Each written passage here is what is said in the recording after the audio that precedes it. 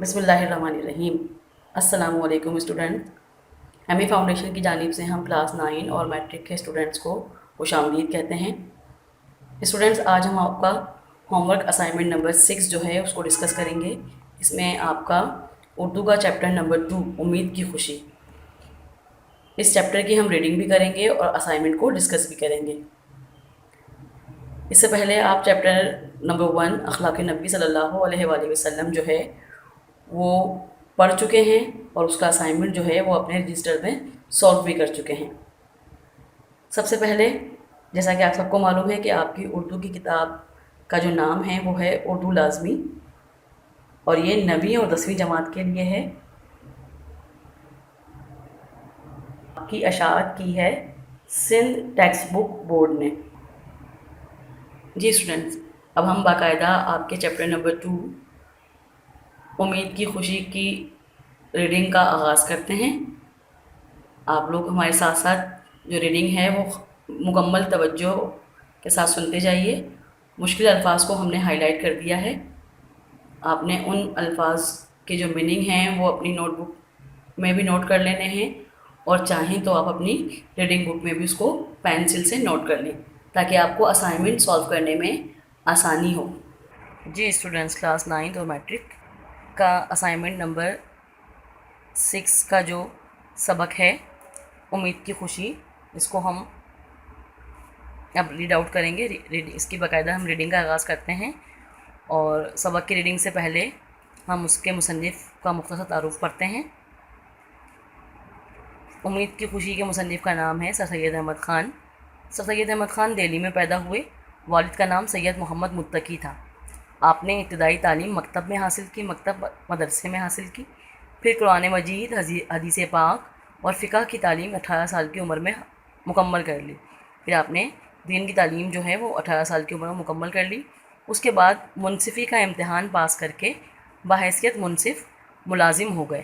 منصفی یعنی وکالت کا امتحان پاس کر کے آپ بحیثیت وکیل جو ہے وہ ملازم ہو گئے، اور ترقی کرتے کرتے جج کے عہدے تک پہنچ گئے، اور آپ ترقی کرتے کرتے جو ہے وہ جج بن گئے۔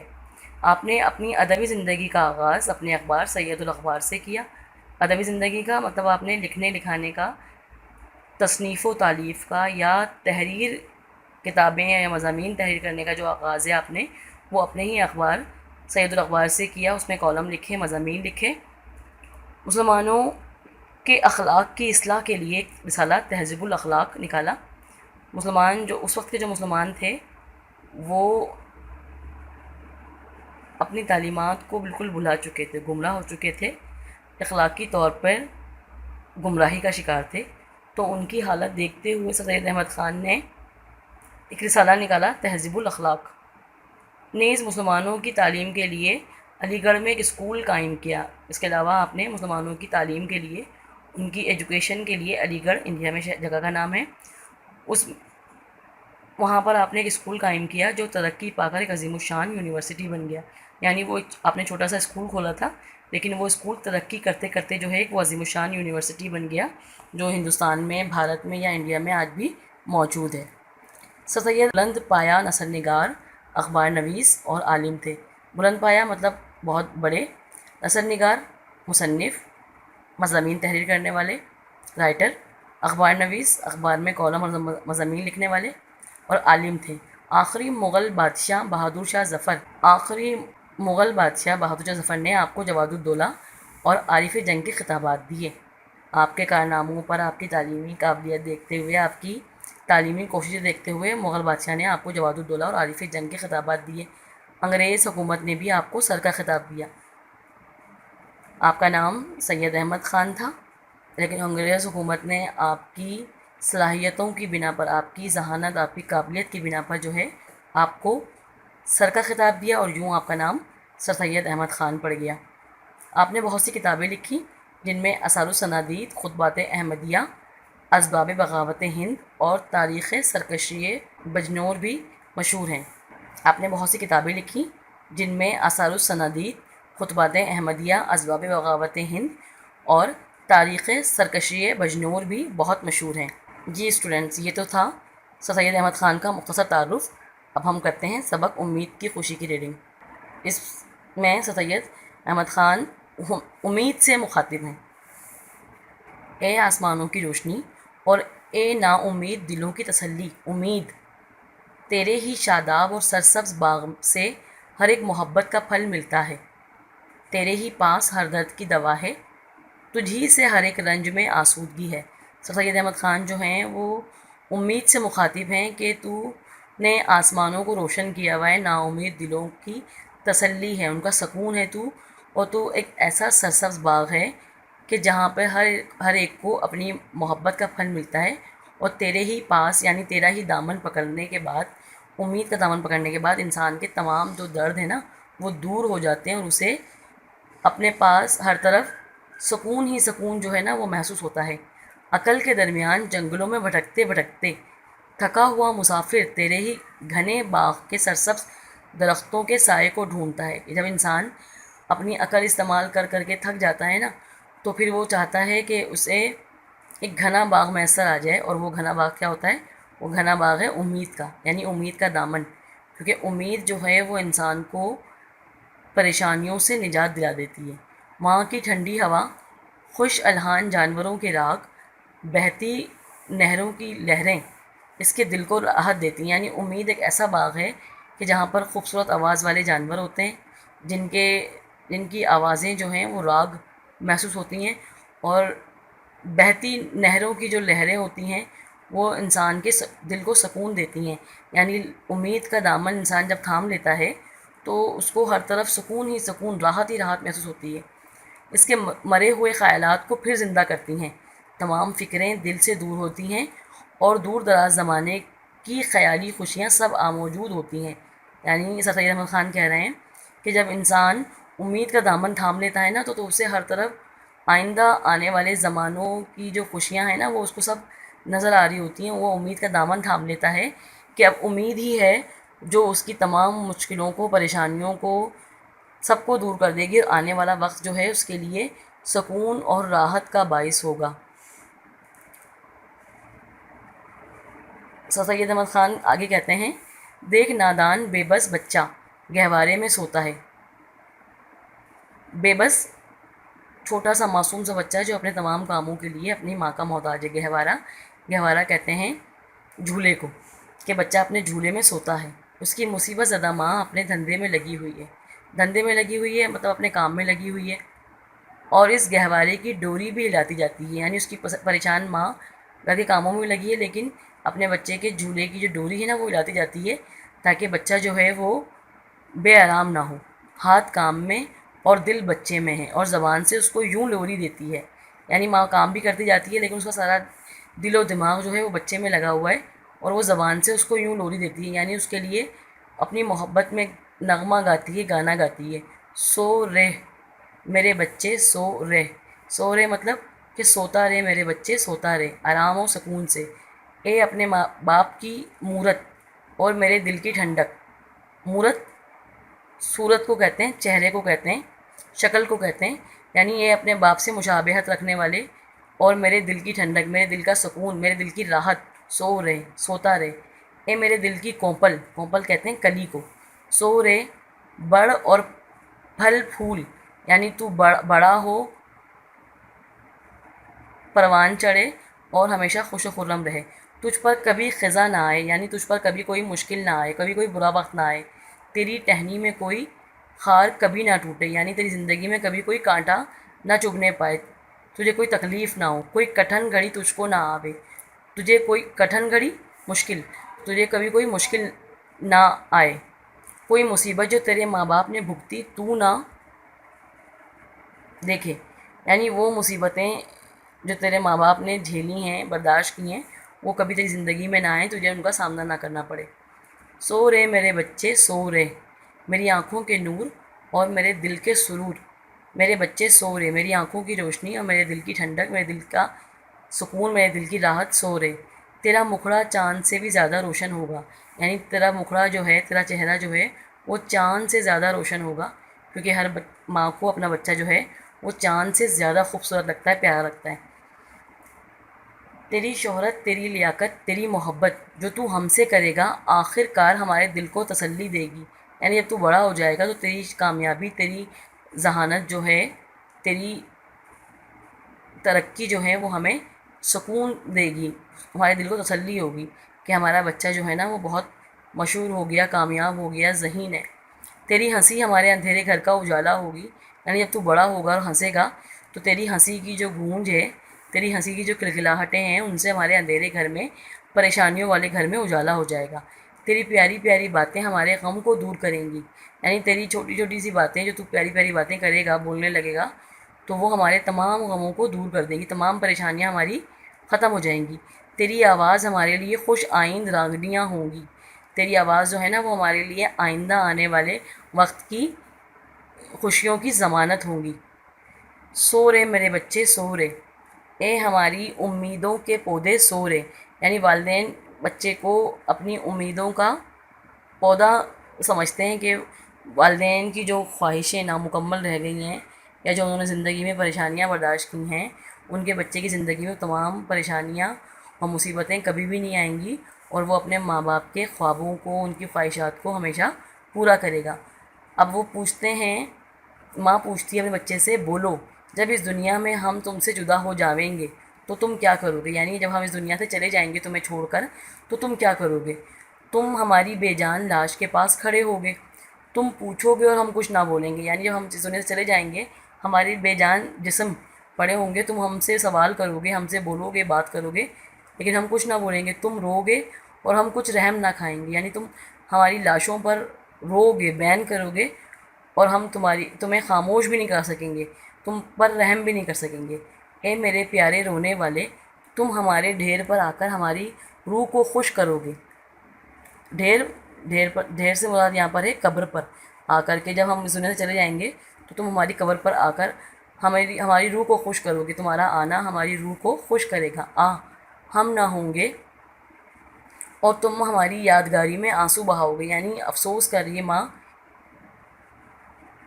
کہ ہم اس دنیا سے چلے جائیں گے تو تم ہماری یاد میں آنسو بہاؤ گے، اپنی ماں کا محبت بھرا چہرہ، اپنے باپ کی نورانی صورت یاد کرو گے، یعنی تم اپنے ماں باپ کو یاد کرو گے لیکن ہم تمہارے پاس نہیں ہوں گے۔ ہم کو یہی رنج ہے کہ اس وقت ہماری محبت یاد کر کے تم رنجیدہ ہوگے۔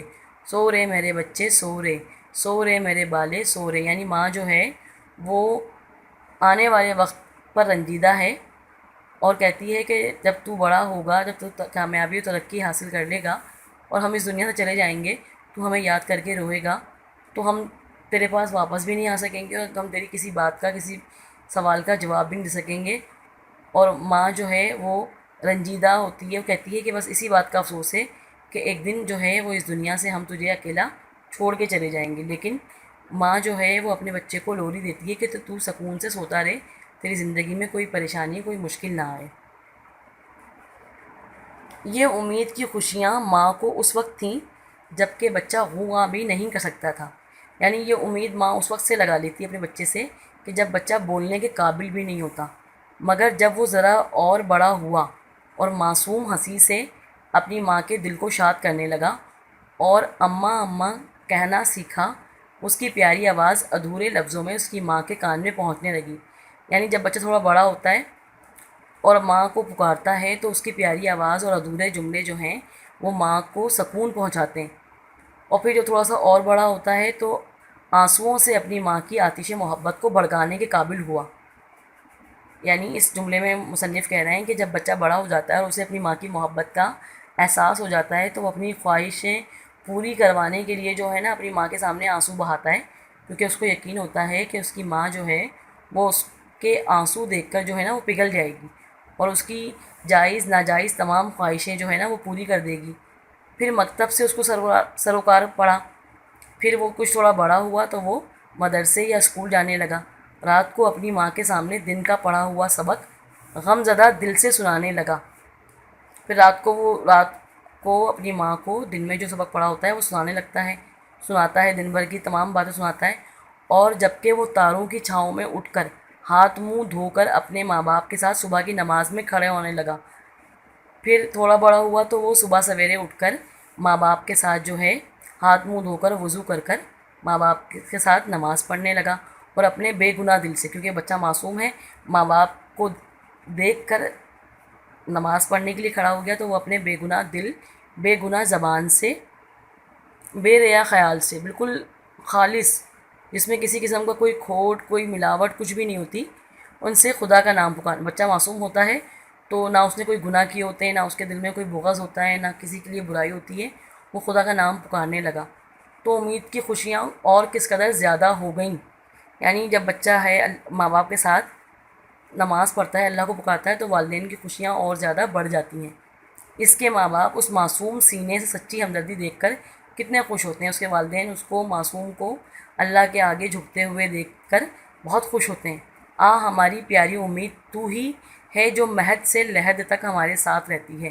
یعنی افسوس کر رہے ہیں مصنف کہ امید جو تو ہی ہے جو ماں کی گود، مہد ماں کی گود سے لحد یعنی قبر کی گود تک ہمارے ساتھ رہتی ہے. یعنی انسان جو ہے وہ اس دنیا میں آتا ہے اور اس دنیا سے جانے تک، اپنے آخری سانس تک جو ہے وہ امید جو ہے وہ اس کے ساتھ رہتی ہے.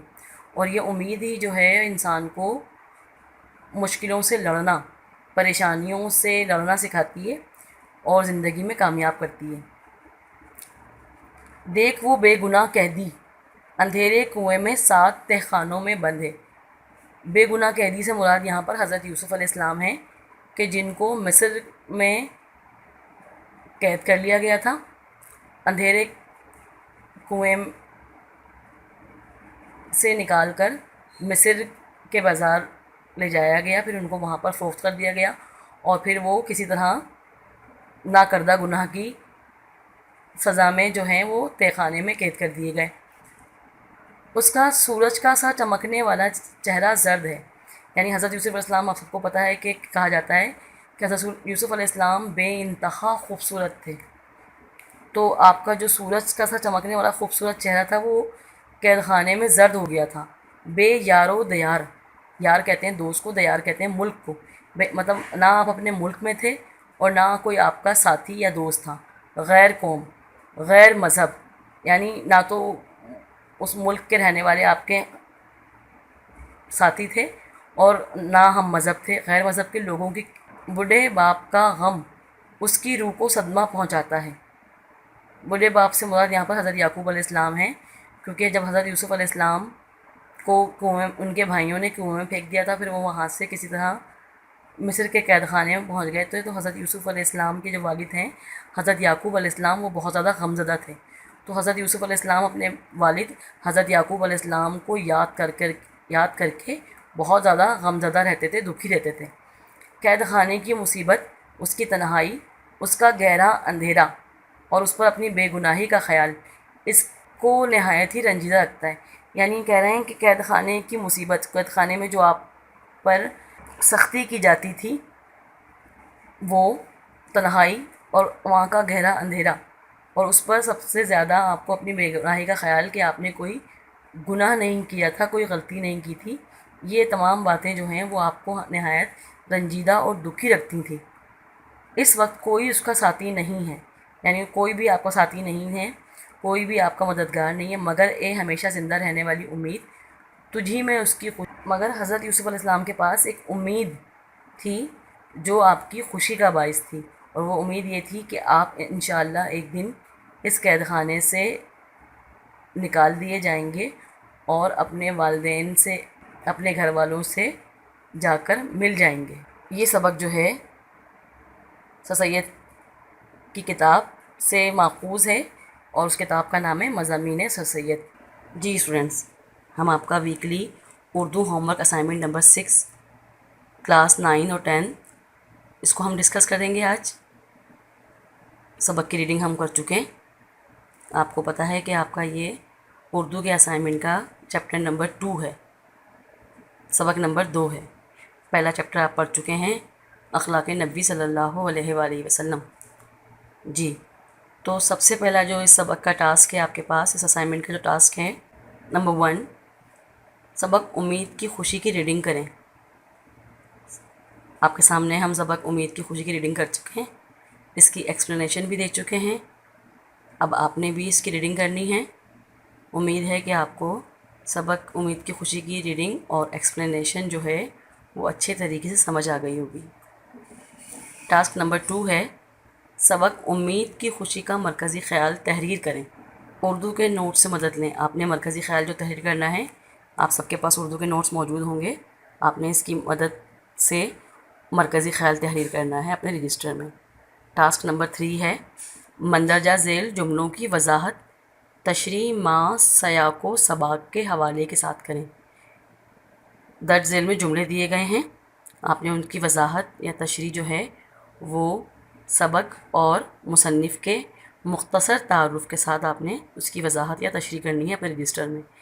جملہ نمبر 1 ہے دیکھ وہ بے گناہ کہہ دی اندھیرے کنویں میں 7 تہ خانوں میں بند ہے، اس کا سورج کا سا چمکنے والا چہرہ زرد ہے، بے یار و دیار غیر قوم غیر مذہب کے لوگوں کے ہاتھوں میں قید ہے۔